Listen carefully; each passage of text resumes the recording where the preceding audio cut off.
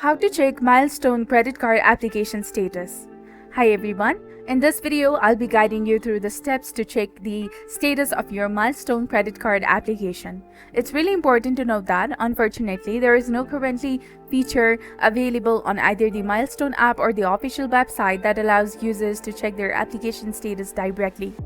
This means that the only way to obtain this information is by reaching out to the Milestone dedicated support team assistants. To begin, open your Milestone application on your device, log in using your personal account details, and once you're logged in, navigate to the settings section of the app where you will find an option labeled as Help. Selecting this option will give you the ability to contact the customer support team directly for any questions or concerns you may have regarding your application status. If you find that you're still encountering difficulties or having further inquiries, don't hesitate to reach out to the support team through the contact information that has been provided for the issues related to payments or account inquiries. There are multiple channels available to help you get the answers you need.